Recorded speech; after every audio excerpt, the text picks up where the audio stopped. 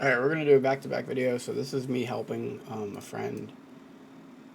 I mean, they're all my friends, right? It's another Guru episode, but it's a little different. He actually sent me a spreadsheet because he's so busy with time of his stuff, and he very much gets this. That's why he included these pictures of like the amounts that it's going to take to get to these thresholds for me, which I really appreciate. These are all of his characters. These are what he has for tradables. So he wanted me to know exactly what he has to be able to make it from point A to point B. So the 2800, I guess the only problem with this, doing it this way, is I don't know what his goals are. I don't know if he wants 11580 or what he wants to push. It does seem like he has 11580. It does seem like these two characters are kind of characters he needs to be pushing. So just based on quickly taking a look at this, with the bound amount of bound stones that you have on these two characters, both of these characters can easily make it to 1580. It's whether or not you have the gold. You didn't really put anywhere here how much gold you have.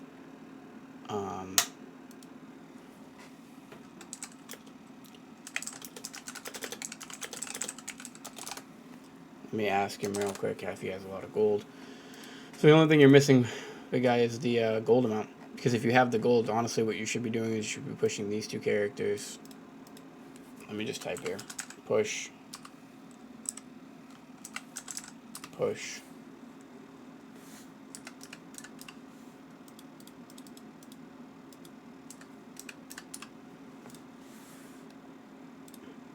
Park, I think. Yeah, park.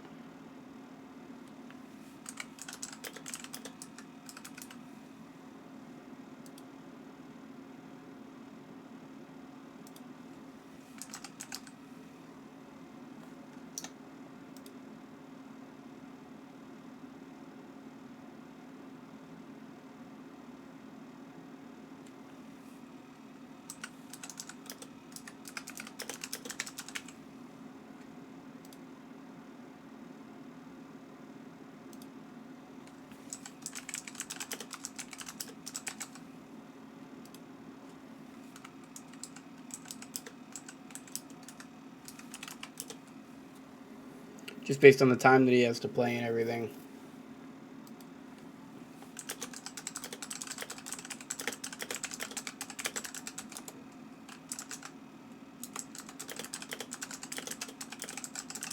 I'm just letting him know I made edits on the side. Yeah, just based on what I'm seeing, like this is actually, I'm happy that he did it like this because this allows me to explain it different for everybody to fully understand. Is that based on like his ratios, right, of his characters and respecting the natural order, the characters that have the easiest time pushing. So he has a 1580 with 1.5 million shards and 1.4 leap stones. I've done this push now a couple of times to 1600, so I damn well know that that's not enough. You need closer to 2,000 of them at least, bare minimum. Probably more, like the expected amount is 2,500, right? So definitely get closer to 2,000 before you even consider that. And the honor shards alone. Like, yeah, this character's got another month of farming. So because you can't hit your peak. So the reason I give the advice the way I give the advice is because he can't hit his max growth with this character. It doesn't make sense to even try to tap him. And it also doesn't make sense to not put the materials elsewhere to get yourself benefits elsewhere in your roster, right? Like, he could increase his gold amount just by getting a few more 1540s. So the next most important thing for him to do would be to increase his funnel at the top, which would be to get more 1580s. And it does look like this character is a guarantee. Like, Baraka is like a guarantee. Like, look at the amount of leaps and amount of shards that he has to go from 1540 to 1580.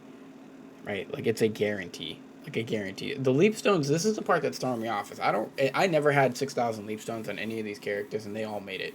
So that's why I know the average keeps saying that. Maybe I did get lucky, but I think the average is also BS on the leap stones in some ways. Because even on my main characters, like 3 of them have made it to 1600, and none of them had 2,500 leap stones. None of them. The Pally had 2,200, had 600 left over, so that means he used 1,600.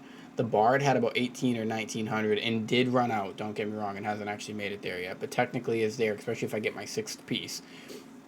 And then the Scrapper made it there yesterday, right? You know what I mean? With 6 piece technically, but still she made it there with less than 2,500 stones. She had like 1,700 stones or something like that. So I think sometimes that these numbers are kind of just BS, but or like the worst end of average. And hopefully I don't hit the worst end of average, but either way, so you're going to park this character for a month because you're just not going to hit it, but another month will give you enough materials to easily hit 1,600 on this character. It's kind of the gold that you're going to have to manage closely. That's why I asked you how much gold you have. You have to manage your gold kind of closely. The two 1540s guaranteed push. Push this one for sure. Like, for sure, the Barakamara, Maraka Haka Chaka. You didn't include what you have for bound materials and, like, chests and stuff, like roster crates and stuff, but that's okay. I would also push this character. So these two characters, you should have the 1580 if you have the gold by the end of the week or the end of the next couple of weeks. Just because you also have the tradables, too. So, like, guaranteed push these two characters to 1580. And then I would honestly push this character to 1540, park this character for a month, push this character and this character and this character, 1, 2, 3, 4, 5, 6, yeah, push these three characters to 1540 and then park them for a month at 1540. So 1, 2, 3, just park all three of these for a month at 1540, because in this next month, you're going to be using all of your materials to funnel into your main character, Alara. So again, push 1580, 1580, park, push 1540, park, push 1540, park. So you're going to push two 1540s, so 1540 on Ohani, because he has the materials pretty much. You're going to push a 1540 on McHammerbra, because you have the materials.